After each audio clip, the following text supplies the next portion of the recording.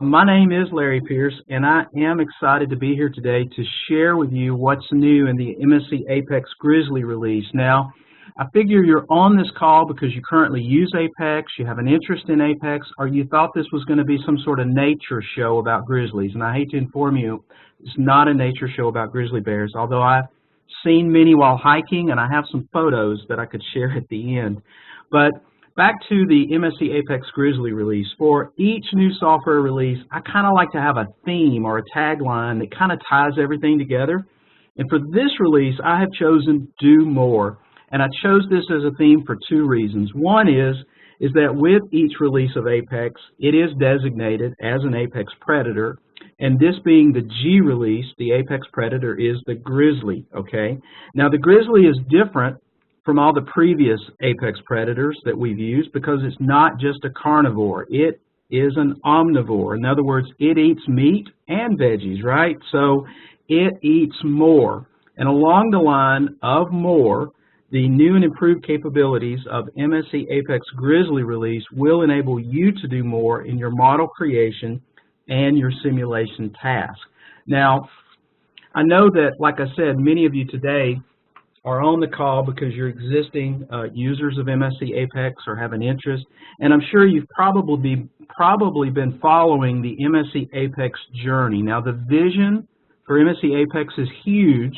It's difficult to deliver huge in a single release, much less from day one. And so this journey for MSC Apex began 3 years ago with the introduction of MSC Apex as more of a CAD to mesh tool that targeted the biggest problem in computer-aided engineering today, which is the time required to create a mesh in the first place or to modify a mesh once you had a design change. As such, this initial introduction of MSC Apex targeted this pain with innovations such as direct modeling and automatic model updates via MSC Apex's generative framework. Later releases of MSC Apex leverage the integrated solver, transforming Apex into a structural analysis system, okay, that included solutions for linear statics, normal modes, frequency response, and even in the Grizzly release, we're going to get another solution, linear buckling, that we'll talk about a little bit later. And you're going to see, if you follow the Apex journey, you're going to see later this year and into next year, you're going to see Apex blossom into this fully integrated and extensible computer-aided engineering platform with scripting, additional physics, and much, much more. So you're going to want to stay tuned, all right? So where are we? So that was sort of a high-level view of the Apex journey and the Apex vision.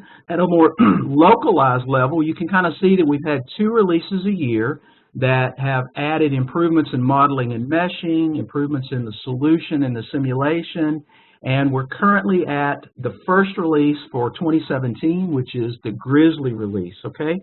So let's look and see how you can do more with the Grizzly release of MSC Apex. Now, I have categorized the new and enhanced capabilities of Apex Grizzly into 3 big buckets, 3 big areas. The first being modeling, the second being like simulation and post-processing, and the third being enhancements to the user experience. And the user experience within Apex is already very innovative, so it just keeps getting better, and we'll see more of that toward the end of the presentation today. All right, so let's jump into the first category here, the first bucket, which is modeling. And there are many, many, many new and enhanced features in the modeling bucket, in the modeling category, but in the interest of time, I'm just going to highlight 3 of those today. So we're going to talk about some improvements in partitioning and splitting solids and hex meshing. We're going to talk about some exciting new capabilities to defeature non-standard features. We call this custom or user-defined defeaturing. And we'll talk about a connection type between parts in Apex that we call tie connections, and I'll explain that in detail later. All right? So first up, we have solid partitioning and hex meshing. Now, in the previous release of MSC Apex, which was the FOSA release, we introduced the ability to split a solid. It was a hard split. It was very useful if you wanted to analyze just half of the structure due to symmetry or something. So in FOSA, we split the solid. It was a hard split. It was into multiple solids which meant that when you meshed it, you had multiple mesh bodies, and they were disconnected. They needed to be connected somehow. And the thing you would have probably done in the FOSA release was to glue those together. Now, that was great, okay, but if you wanted to hex mesh the solid, splitting it into multiple solids that were disconnected wasn't necessarily what you wanted to do, because if you wanted to end up with a single congruent continuous mesh, that wasn't exactly the route you wanted to take. So we've enhanced the solid splitting and partitioning in the Grizzly release. As a matter of fact, in addition to being able to do the hard split, you're also able to do what we call a soft split. In other words, you can partition the solid in something we call cells, and the solid remains a single solid, okay, and you have a single mesh body. So you end up, the net result is a continuous, congruent, single mesh rather than multiple meshes that are disconnected, okay? So let's take a look and see what this looks like, all right? So we'll go into Apex, and I've got this gear here, and we want to take this gear, and we're going to create a hex mesh on this gear, all right? And I'm going to start out the process. I'm actually going to do one of those hard splits to start the process off, much like we would have done before. And I'm going to do the hard split because maybe I just need to analyze half of this due to symmetry or some other reason that I only want to do that. So we'll just do a hard split. I'm also doing a hard split because I also want to illustrate that we have another new feature for the user experience, and I'm going to illustrate this here as well. So we're going to do a hard split. So I'm going to split this solid, and I'm going to split it at a plane, and I'm going to define the plane by 3 points. Now, the 3 points are actually going to be what we would call construction points. So in Apex Grizzly, anytime you need to select a point, if you hover over like a curve or a face, you're going to get some automatic little points. You can see the little white dots that show up. They show up at like the middle of the curve, or in this case, they're showing up at a very convenient location for me, which is the arc center. So I'm going to pick my first point. I'm going to go to another arc, which will be basically the diameter of this whole thing. And I'm going to pick my second point, and I'll go to this opposing hole, and I'll pick my third point. Now these I call them magic markers. These construction markers were actually available in FOSA, but you had to use the M key, and that's why I call them magic markers. You had to actually use the M key to actually see them. It's been improved in the Grizzly release because they're automatic now. You hover over an edge, you're automatically, if you're trying to pick a point, you're going to get those. So I've split it into 2 solids. We can see in the model browser I've got 2 solids. Let's hide one of those. Remember, my goal is to hex mesh this, right? Well, at this point, I'm kind of wondering if it is hex meshable. And the hex meshing in MSC Apex is 2.5D meshing. And I can actually look at this, and I can see that this is probably not 2.5D meshable because of the holes here. I could probably maybe sweep it around, except for the gear teeth and the holes. So I am going to need to partition or split this into regions or cells that are 2.5D meshable. Now, rather than guess if this is 2.5D meshable, we have a very nice feature, which is the meshability color. When I turn on this icon, we will now render. The color render is a visual clue or a visual indicator to you whether or not this is hex meshable or not. Red is no, stop, it's not hex meshable. Green is go, yes, it is hex meshable. So when I turned on the meshability colors, I can see that I'm not 2.5D meshable at this point. So let's go in and let's split this guy. I'm now going to do the partition rather than the hard split. And just to kind of illustrate how this works, I would pick my solid. I would pick, in this case, a surface, and the split happens. And the minute I do that, it's actually split this into 2 cells. I've got one cell that's green, it's hex meshable. One cell that's red, it's still not hex meshable. All right. Now, I'm going to split it up a little bit differently. You can split it any way you want to, really. It's up to you. Different users would split it in lots of different ways. Typically, you want to try to use the minimum number of cells, but you can also make that an arbitrary number because oftentimes you might use the cells as a way to control the mesh. Okay, so I'll turn on. So I'm creating some surfaces that I'm going to use to do the split. So we'll create another surface here. Got my surfaces. So now let me do my partitioning, all right? And we're going to partition at surfaces. So I'm going to partition the solid, and I'm going to partition at that first surface. And we can see the gear teeth region turns green, so that portion is hex meshable now. Let's do the other piece. All right, pick my surface, and everything is green now. So everything is hex meshable. I've created 3 different cells, all right? Still have a single solid, all right, in the model browser, single solid. And you can see the cell boundaries are these dotted edges that show up. So let's look at meshing it now. So we'll go to 2.5D meshing, and I will use a mesh size of, say, 0.2. And I'll pick the solid, and it will hex mesh it. So I can do that for some complicated solids. You might need to have a little bit more onesie-twosie on the cells, but for some simple ones, you can totally hex mesh the whole thing with a single click. If you want more control, and I'm the kind of guy that I like a lot of control over my mesh. I want the mesh to be the way that I want it. You have that capability here because I can choose the mesh method that I want to use on the starting face. Remember, we're doing 2.5D meshing, so we're basically meshing a starting face and then extruding.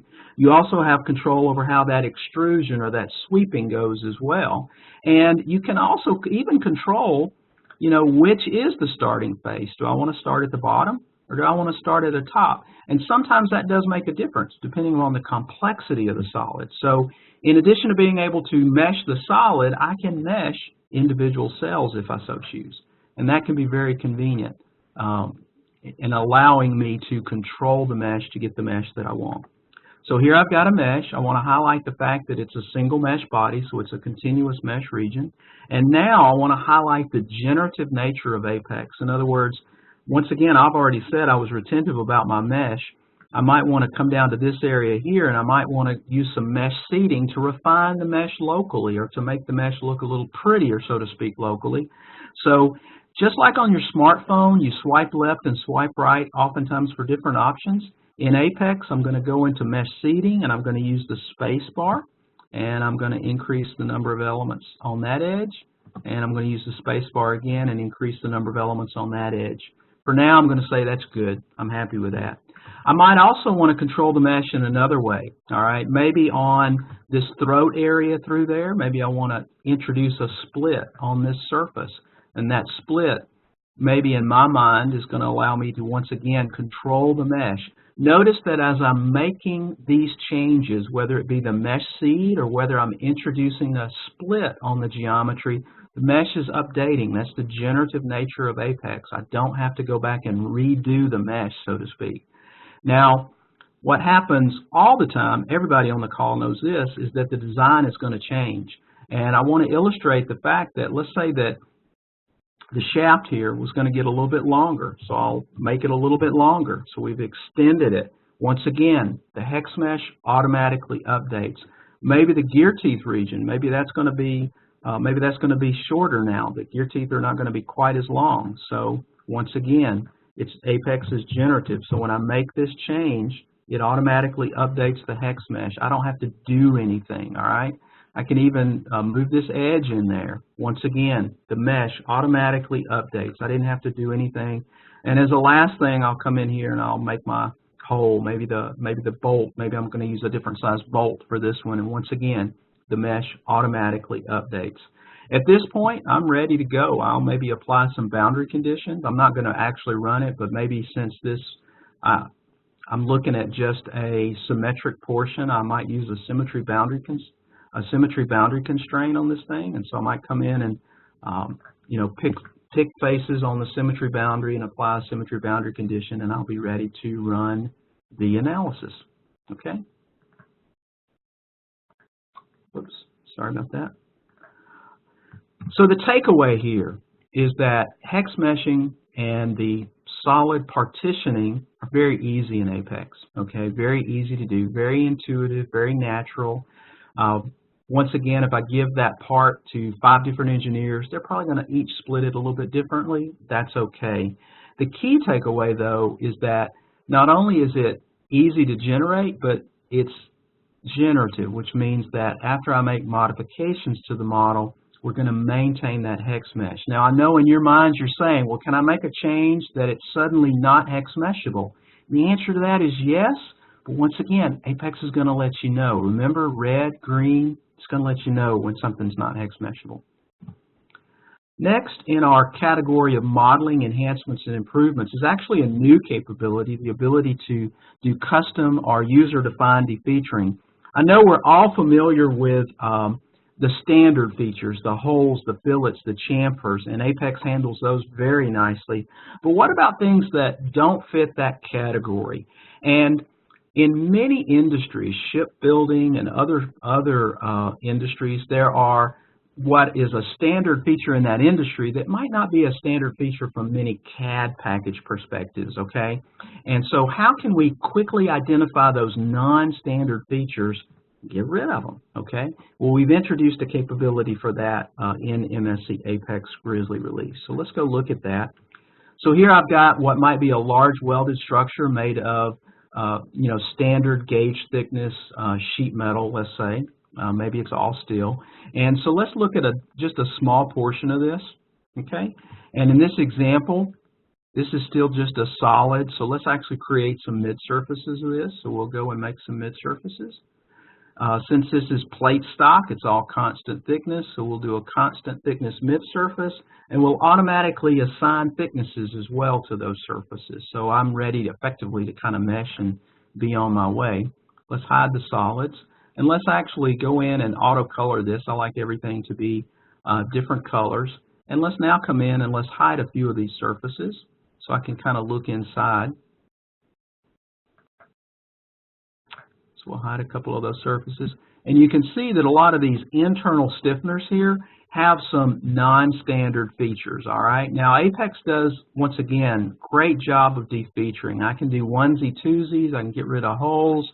I can even do a onesie-twosie and get rid of some of these non-standard features like these quarter circles here, all right? I can even, if I've got a large structure, I can even identify, once again, those standard features, and Apex will define and highlight all those, and I can quickly get rid of those in one fell swoop if I want to. But notice that it didn't identify any of these things that are non-standard, and therefore we've introduced this ability to identify and to find and to remove the non-standard or user-defined features.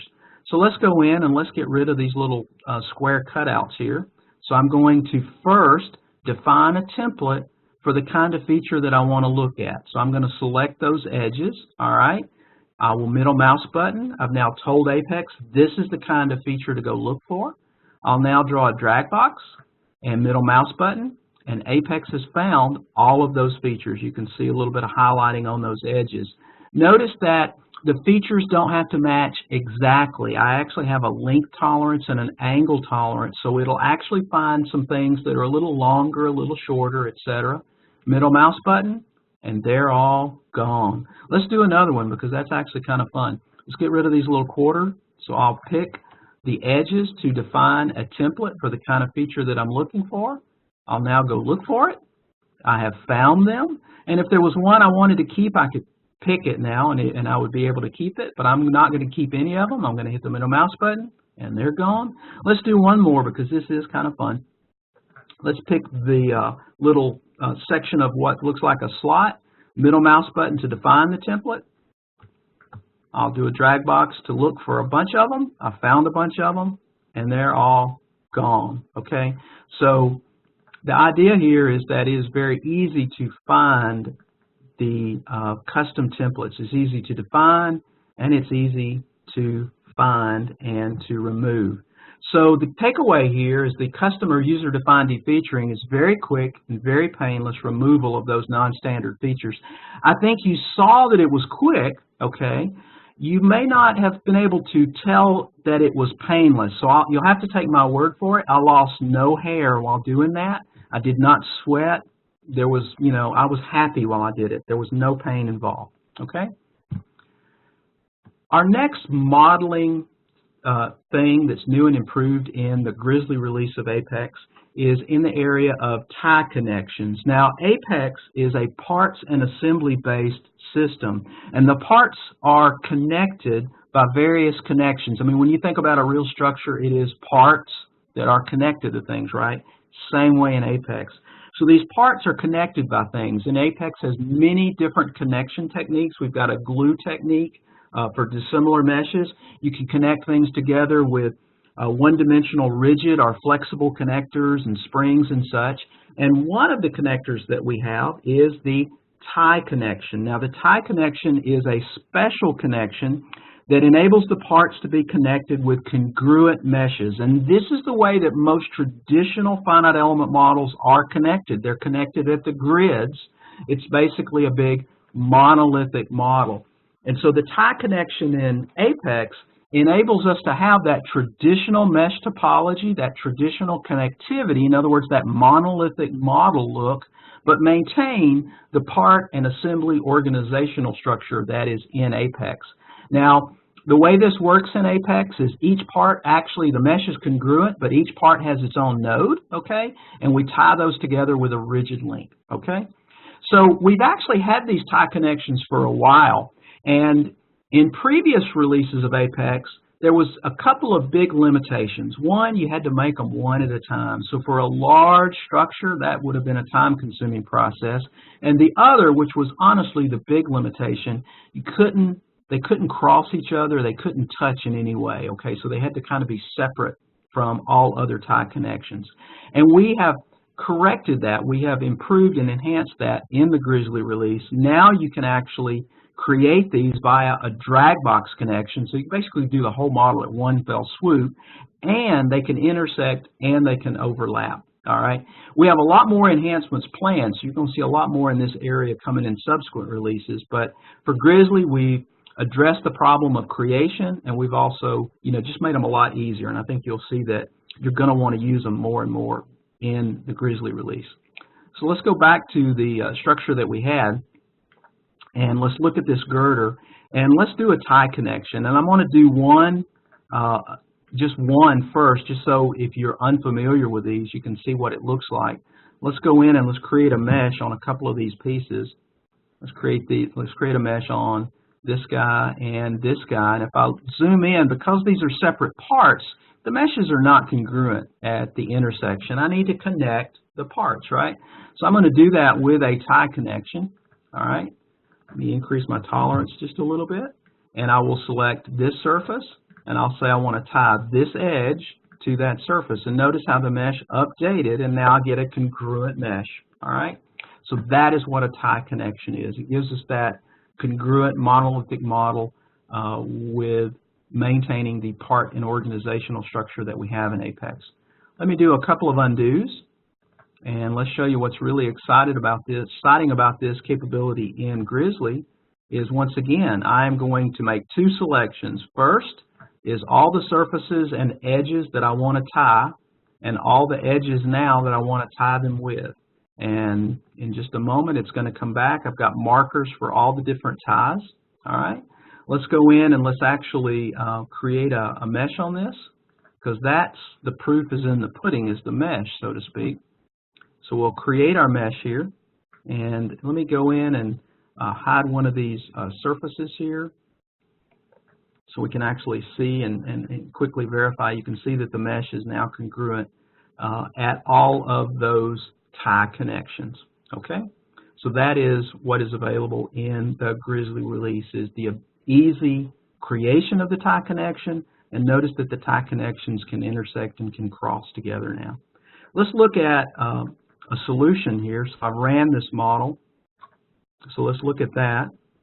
And let me turn on an animation of some mode shapes here. And you can see by watching the mode shapes and the way the structure is performing that everything is indeed connected together.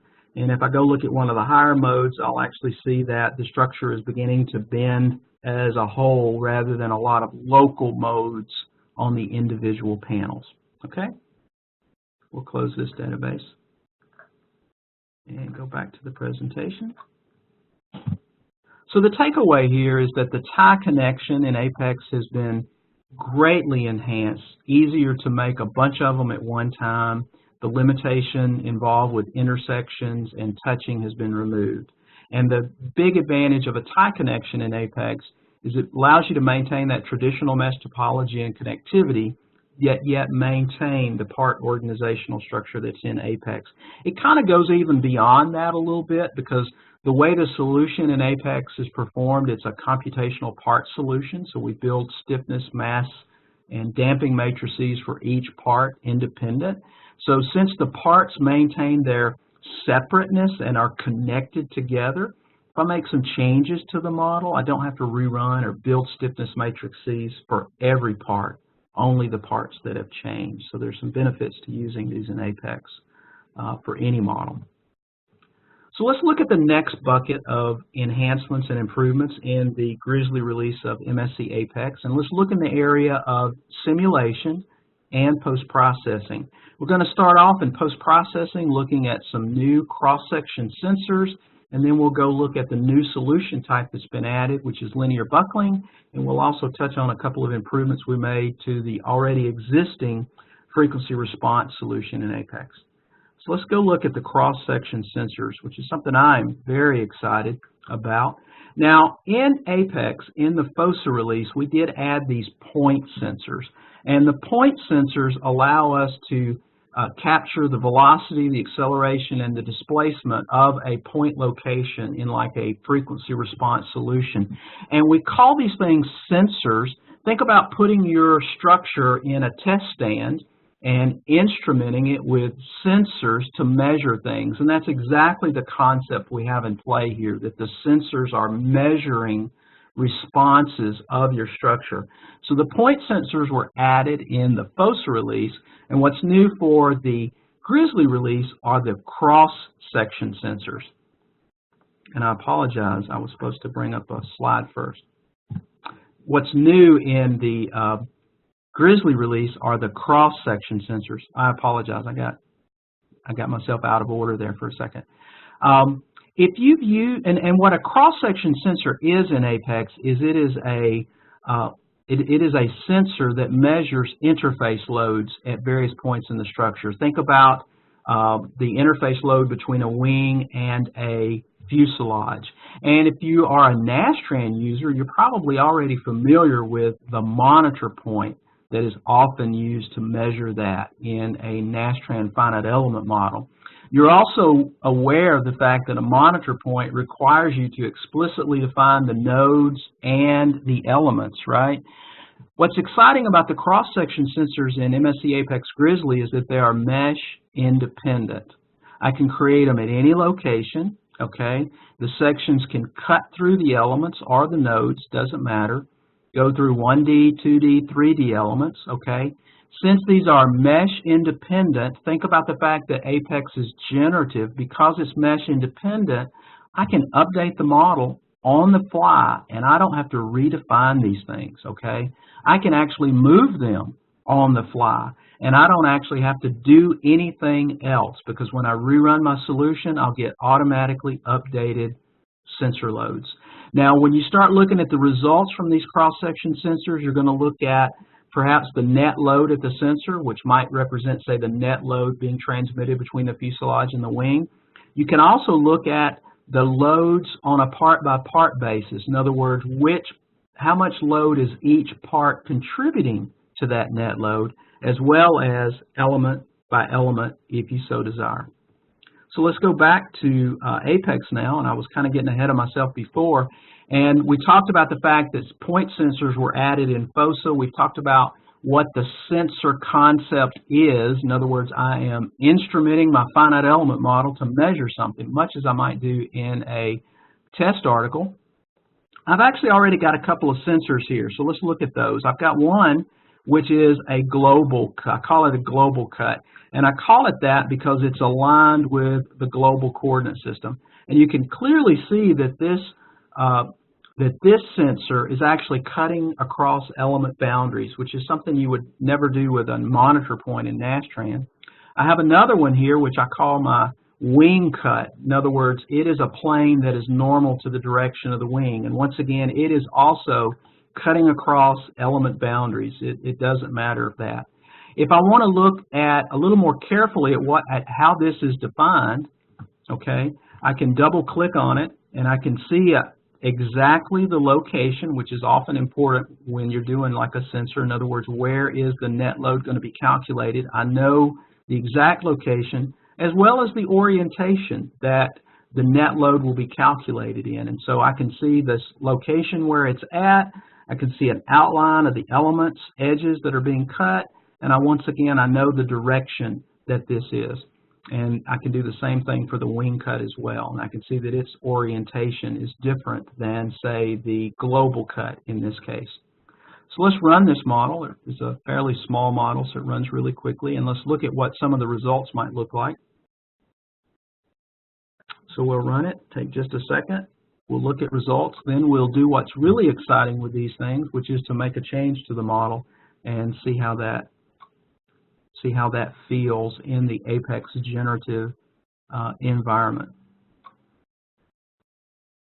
So the model's just about done, and I'll go into post-processing.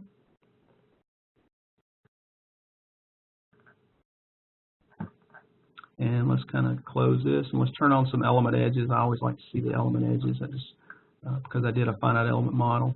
And let's go in and let's first look at this global cut, okay? Let's first look at the global cut, and I'm actually going to look at, and I forgot to mention I've got a 1,000-pound load on the tip of the wing here. So let's look at the load in the global cut here, all right? And it is 1,000 pounds. That's kind of what I expected it to be, all right? So I've got a 1,000-pound load there. Let's go look at the wing cut. And by the way, I can look at it. In this case, I'm looking at this component of the net load, which in the local sensor coordinate system is the X, but I could look at it in any coordinate system that I wanted to, all right? I can also look at rotation, so I can also look at what the moments are as well, so I can get a feel for what the moment is at that location as well. Let's go back to the shear load that's effectively there. Let's look at the wing cut now, and I want to look at the wing cut because remember that the wing cut was cutting across. It's aligned with the wing, so to speak. So this is a plane that is normal to the wing. All right. So we'll look at the wing cut. And we can see that the load is a little bit off of 1,000, maybe a little round off error in this particular case, and that's okay. It's very close, within like 1 pound. And let's now look at the load, not just the net that's occurring, but let's look discretely at how the load is distributed among all the elements that are cut by this cross section. And I can get a quick feel of what I really expect. This is kind of a shear load, and I expect most of that shear load to be carried in the web of the spars, and that's exactly what I'm seeing here in this particular example. It's kind of a made-up wing, so anyway, so I can quickly see that, yeah, the most of that load is carried by the spars. I can actually even look in detail at how that's actually distributed, so I can bring up a table and see that in detail if I want to as well, okay? So let's go back and let's make a change because the generative nature of these things is really what makes them very, very exciting. So let's bring up that global cut and let's move it. We're just going to grab it. I'm going to move it into this bay, okay, between those ribs. And I will also now hide the skin so I can see just a little bit better. And let's relocate this origin back to this point. So that's where I have relocated the global cut now. We'll accept that. That's done. Let's do the same for the wing cut, okay? So we'll move the wing cut. We'll move it into this bay, all right?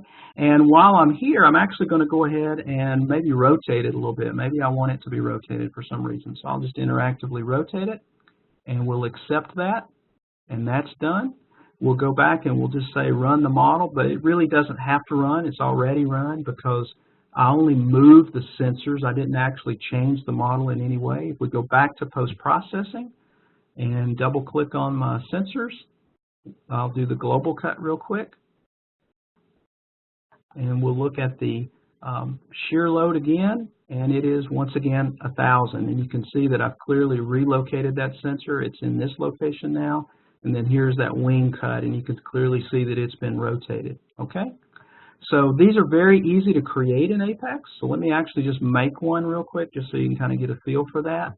So we'll make one on the fly here. We'll say I want a cross-section sensor. I need to select the elements that I want to cut through, and I'm just going to pick, I'm not even going to include the skin. Those are the elements that I want to cut through. This is the location that I want to be. So I'll pick a location. And I've created another cross-section sensor. And in this case, I was a little bit fast on hitting the middle mouse button, but I can quickly reorient it to be an orientation that I like. And now I've created a new one, and I'm ready to run the model and get a new set of results on a new cross-section sensor. Okay? Sorry. So the takeaway here is that the new cross-section sensors in MSC Apex Grizzly are mesh independent. And when you couple that with the generative nature of Apex, that means I can update the mesh and I do not have to redefine these things. So it's really easy to get updated results based on changes that you've made on the model without actually having to update your sensors.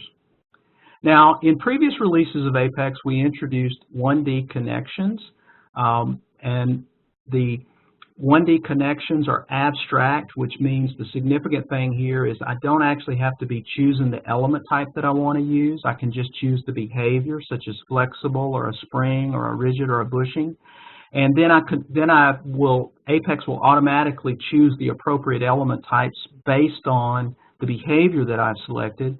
And then I would simply select what it is I want to connect. And once again, Apex will automatically know what to do if you do a point-to-point connection, or if you choose like a hole, it'll automatically make a spider, which could be rigid or which could also be compliant. Okay. Now, in the previous releases, we created them, but we had a few limitations on the post-processing.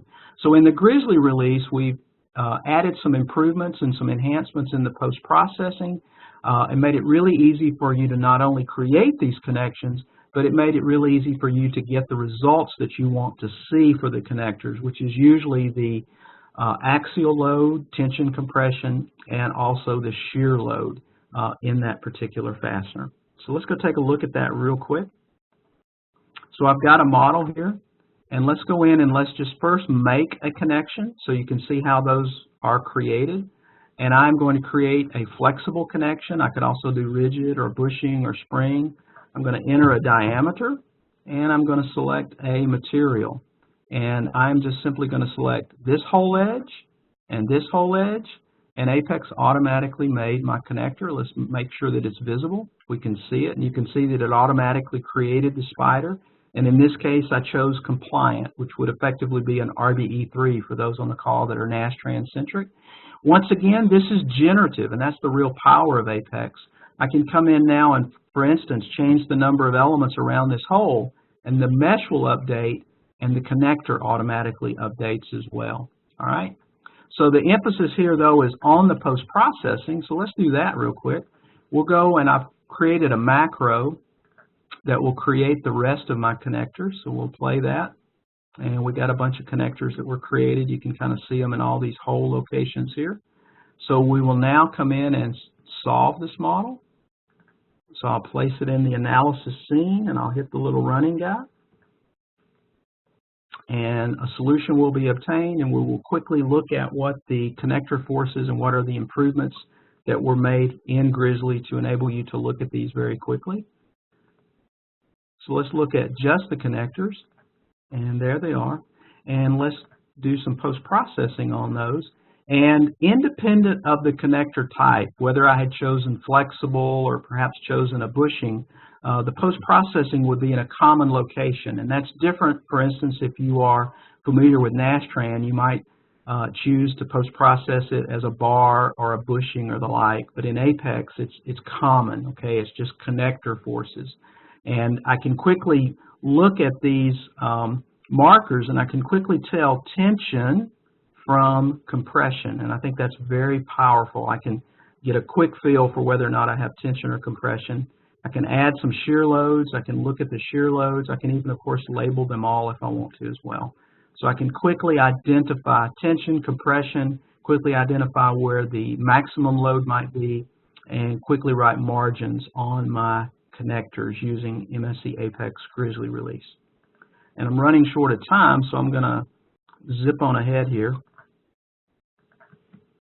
Takeaway is quick and easy review of the connector forces in MSC Apex Grizzly. Let's now talk about the new solution type that's been added to the Grizzly release, and that's linear buckling. Now, we initially had linear statics, normal modes, modal frequency response, and the next most requested solution to be added to Apex was linear buckling, followed closely by like random response and nonlinear. All of those will be coming very soon in subsequent releases, but in Grizzly we got linear buckling. And when I think about linear buckling, it's actually kind of boring, really. But inside of Apex, it's exciting because Apex couples a linear buckling solution with all the things that are wonderful about Apex, such as the direct modeling and especially the generative capability. We all know that buckling solutions are very sensitive to the mesh density. You need at least 5 to 6 elements per half sine wave to really have a buckling load that is appropriate. So the generative nature of Apex makes it easy for me to refine the mesh locally and get a buckling solution that will be correct. Let's look at how that would be done. So I've got a simple little box structure. It's actually a multi-cell box, and I am going to say that I am responsible for this center panel here. So let's select those elements and let's delete those. So now you can kind of see that it is a box structure. You can think of it as like spars and ribs and a wing. And this center section is the section that I am responsible for, and I want to check buckling of that section. So I'm going to do that. I'm going to create for myself a surface, and this was actually a Nastran bulk data file that I actually imported into Apex. So I'm creating my surface, and let me give that surface a different color so it'll show up a little better. So I am now going to create a mesh on that surface, and for starters, I'm going to create a mesh that's coarse. In other words, it's very close to what that initial mesh was. I need to connect this mesh that I just created into the initial mesh that I imported from the bulk data file. And because the meshes are dissimilar, I'm just going to use the glue technique on this. All right. So I'll enter in, I'll change my tolerances just a little bit, and I'll select those pieces. And I get a visual verification by the purple and the white as to the fact that, yes, the glue was applied correctly. So we'll go in, and all the appropriate elements are participating. So we'll go in and we'll do a quick solution here. I'm going to do a buckling solution as opposed to static. All right. And I'm going to say that I want to look at the first 20 eigenvalues, okay, because I want to make sure I get enough eigenvalues that I will get a buckled solution in the panel of interest that I have. So we'll quickly run the model, and we'll go into post-processing.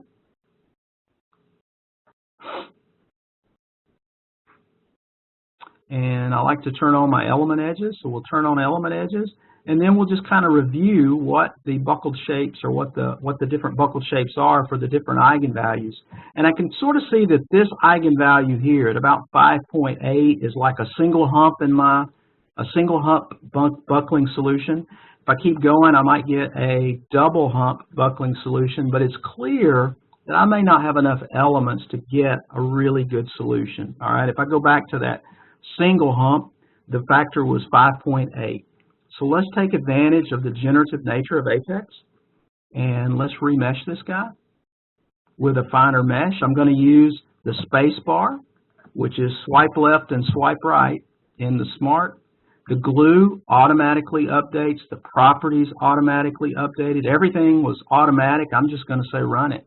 All right, so it doesn't get much easier than that. We'll go back into post-processing,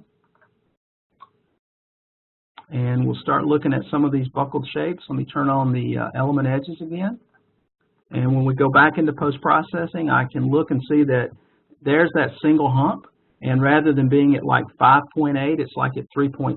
So I can see that I really do get a different answer now. And honestly, I'm getting a more appropriate answer now with the mesh density increase, which is what I would want to do. And here's that double hump solution now for this particular model, for the portion of the model that I'm interested in. You can also get a table in Apex that shows you what the critical load factors are for the load that's been applied. I applied a 1,000-pound load, okay? And so I can see that for a 1,000-pound load and a safety factor of 1, that I can effectively multiply it by 2.5 before I reach some critical buckling load. I can actually also change the safety factor here if I want to use a different safety factor, and Apex will automatically give me a visual clue by color coding the buckling modes as red that applying this critical load factor to the load will actually cause the structure to have a load that would cause buckling. So I get quick visual verification of that in Apex, and that's very nice, rather than me having to do the mental gymnastics in my head, which doesn't work very well sometimes.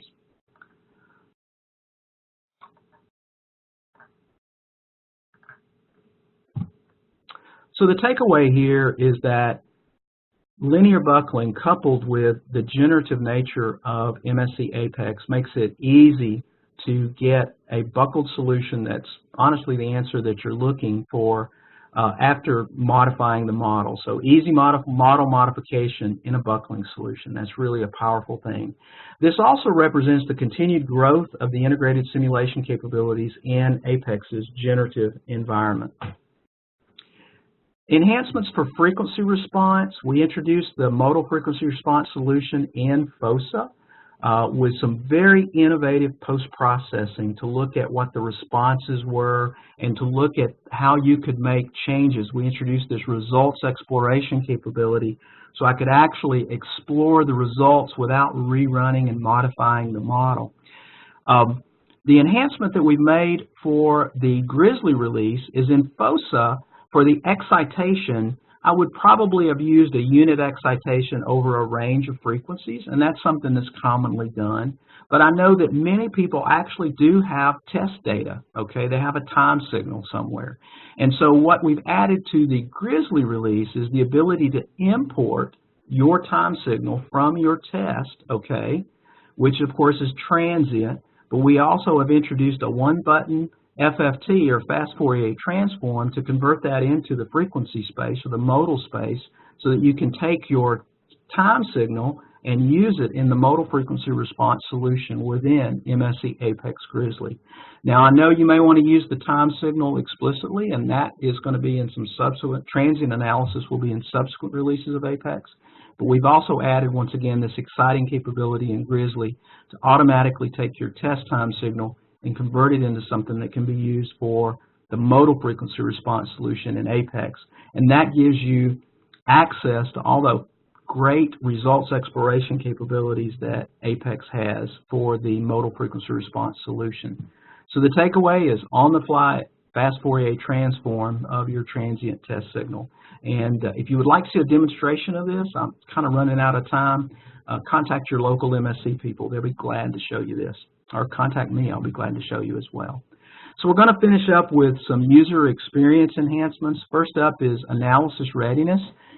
When you look at the problems in doing a finite element model analysis, one big problem is just making the model in the first place. Another one is getting it to run. It's pretty common to run it, look at fatal messages, run it, look at fatal messages. It's a time-consuming process to run it to get acceptable and appropriate results. And so to address that, we've added something we call analysis readiness. And analysis readiness has been in Apex, and the idea here is before you try to run the model, let's identify the problems and notify you of the problems so they can be fixed. In previous releases of Apex, analysis readiness would identify the problem and notify you of the problem, but we left it up to you to fix the problem, okay? In the Grizzly release, we've added the remedy portion of the equation. You can think of this as a prescription for what ails your finite element model. So now in Grizzly, in addition to finding the problem and notifying you of the problem, we're actually going to offer suggestions for what the remedy should be and take you right to the problem so that you'll be able to focus your attention immediately on fixing the problem. You don't even have to find the problem. We find it for you. Let's see how this works. It's a very exciting capability. So I've got a model, and I want to run this model, and this model I know has got some problems, but let's use analysis readiness to find those problems. So I'm going to say I want to analyze this, and I immediately get some feedback. The little yellow here is a warning. That might be something I want to look at, but it's not going to stop the model from running. But the red here clearly is a problem that must be addressed before this model will run.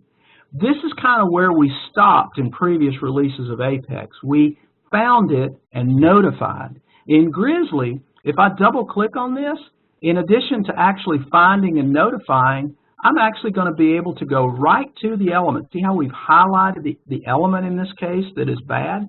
So Apex is taking me right to the element. In this case, I've got an element that's invalid. It fails the element quality checks. Apex takes me right to that element and offers options on how to fix it. In this case, I'm going to choose node move.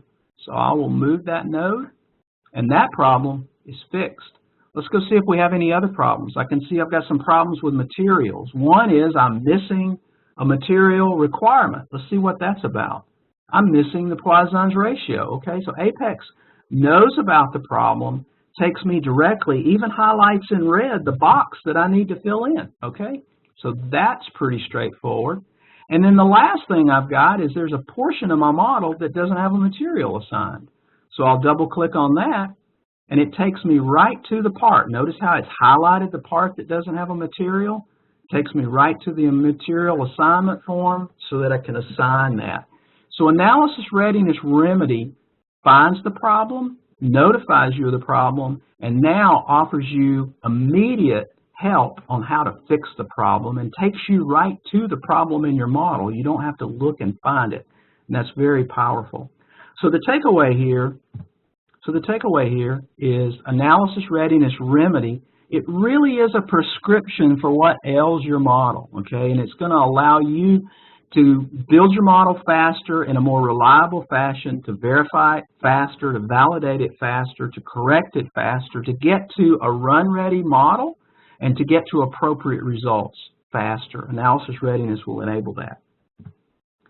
We've also added in the area of user experience the ability to look at, in this case, the thickness attribute of shell elements, okay?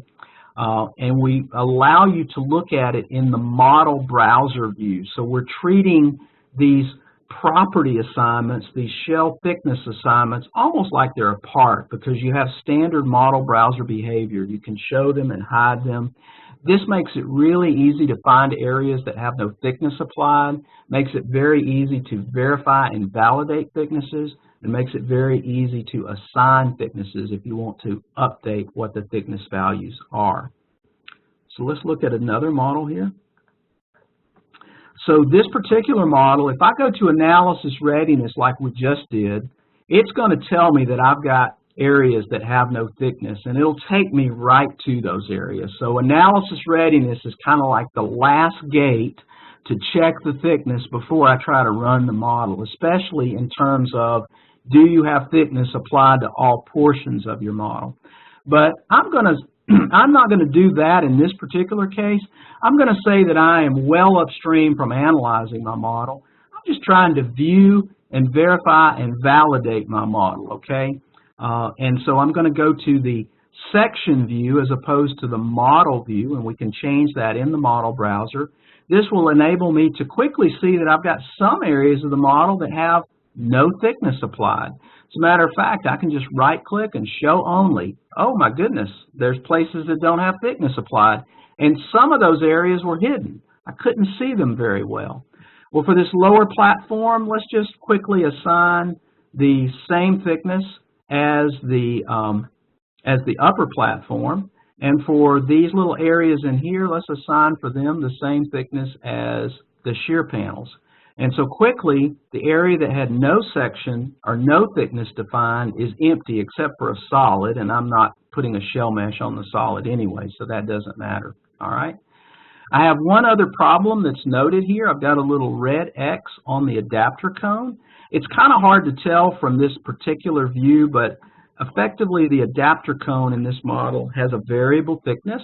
I have updated the mesh on this variable thickness component, but I need to now update the thickness calculation for that. And all I have to do is say recalculate. So the section view quickly let me validate and verify the thicknesses that were there. It let me quickly validate and verify areas that had no thickness, and it also identified for me regions that had a variable thickness that needed their thicknesses to be updated. Okay. Plus, I can quickly see what the thickness and offset values are. So, section view is a very welcome addition, very welcome user experience enhancement for MSC Apex. And we're almost finished here. Let's look at two other things. The Grizzly release also has macro record and replay. This is sort of the beginning of MSC Apex once again becoming this platform. Instead of just being a tool or a system, it's becoming a platform. Macro record and replay works for everything in the user interface. There is a limitation in Grizzly. It doesn't work for the solution and the post-processing yet, but that will be coming in a subsequent release. But the capability that we do have is going to allow you to quickly create models and to quickly replicate the creation of models, get you to that solve step very quickly. The macro that's recorded is Python. I'm very excited about that because Python in itself is a very rich programming language, and because the macro is Python, you get immediate access to the richness of Python. So you can edit this and add some of the rich data constructs that are in Python, such as lists and dictionaries and other things as well. You can also incorporate Python modules to access stuff outside of Apex, such as Microsoft Excel. Documentation is user-friendly, and you can expect a lot more capability to come in this area in subsequent releases. So let's look at this. Let's look at this live. And what I have is I have a macro that's going to build a satellite, and I'm actually going to get the dimensions of the satellite from a spreadsheet. So let's see how that works. I started the whole process by recording a macro of myself building the satellite, and then I edited that to incorporate the access to the spreadsheet. So I get some feedback that everything seems to work. There's my satellite. This is the same satellite we've been looking at in a couple of the demos. Let's do this one more time. Let's close this. Let's edit my spreadsheet. Let's enter in a new height. Instead of it being 60 inches tall, let's make it 20 inches tall. Let's be sure to save that. We'll go back and we'll play the macro again. My satellite. It is building the satellite model, and if we look at this, we'll see that it's a lot shorter. Okay, so macro record and replay is a really powerful thing in MSC Apex, and it's very fun. Okay, I enjoy programming, so this is not only will make you more productive, but it's actually fun to do. And the last thing that was added, and I could have put this in other categories, but I chose to put it in user experience, is that MSC Apex enables you to quickly and easily generate a modal neutral file to create a flexible body for an atoms multi-body dynamics analysis. It's very easy to do in Apex. You just mesh the part, assign the interface points, you generate the file, import that into atoms. This is something that is often very tedious in many workplaces, because the people that are doing the multi-body dynamics may view this as more of a finite element task, and they may not be familiar with finite element tools to do this, okay? So that kind of is an obstacle to them using flexible body when they really want to use a flexible body. They may ask the finite element guys to do it, but the finite element guys are not really familiar with, well, what is this interface point about, right? What are the mesh requirements that might be needed? So they're not really sure what this flexible body is either, right? So kind of both sides are kind of pointing fingers at each other. Well, you should do it, you should do this. In Apex, this is very easy for either of them to do, okay? So the modal neutral file generation in the Apex Grizzly release will let you quickly and intuitively do this. You don't have to be an expert from the multi-body dynamics perspective or the finite element perspective. So I think this allows either group to do this very quickly and very easily. I'm out of time, so I'm not going to demonstrate this right now. We're just going to go to the finishing point, so we'll have a minute or two for questions. I hope you've seen that the Grizzly release of Apex, whether you're using Apex as a CAD to mesh tool, okay, maybe to front-end Nastran, or whether you're using Apex as a CAD to results tool, you're actually using the integrated solver and the post-processing in Apex to quickly go to results. Whether you're doing either one of those, I hope you see that the Grizzly release will let you do it faster, let you do it more reliably, and in short, it'll just let you do more.